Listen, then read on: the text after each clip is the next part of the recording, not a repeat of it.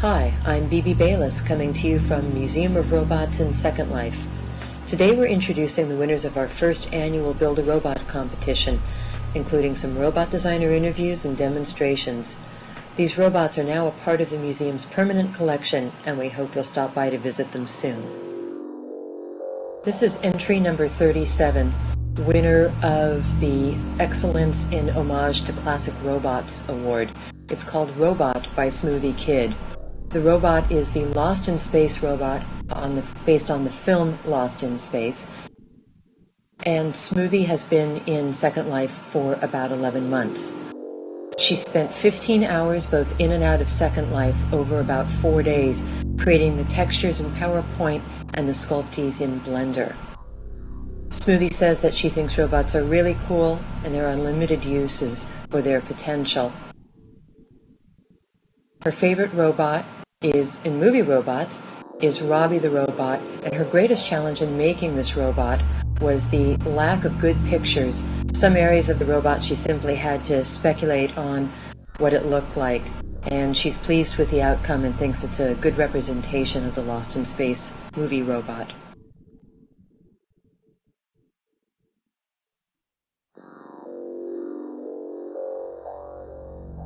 This is entry number 38 by Smoothie Kid, and it was a winner in the standalone class, which is for original work. Smoothie imagined what the Krell from Forbidden Planet might look like, as we never see them as anything other than a gaseous blob.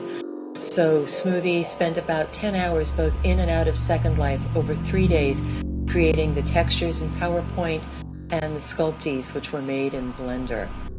The biggest challenge she faced in making this robot was having no real plan, just a general idea of what the Krell looked like, and given the limitations of the contest, which again was limited to no more than 100 prims, she improvised as she went along to achieve something that was both her vision and what she imagined the Krell might look like.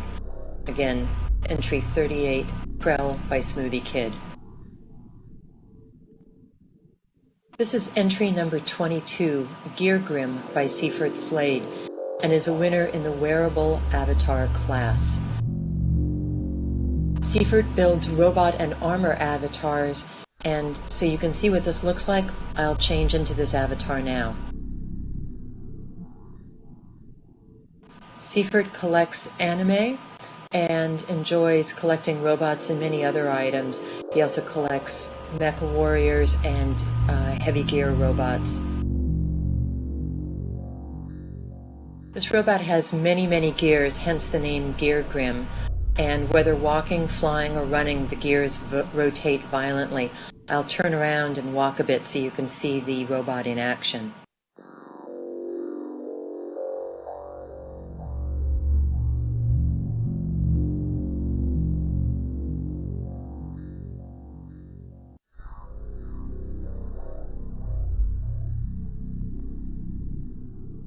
This is entry number 42 by Gaynor Gritzy.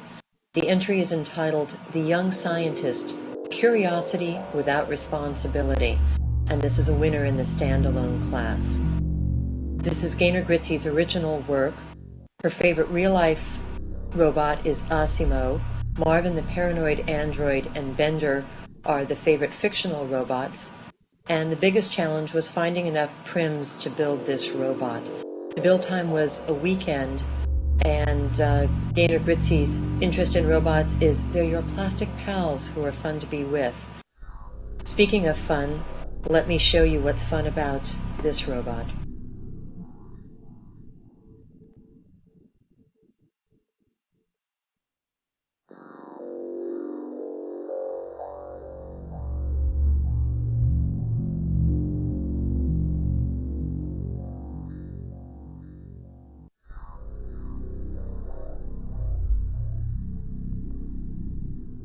This is entry number 23, Marvin the Paranoid Android, a winner in the Homage to Classic Robots class, and the designer was Snarkle Voom.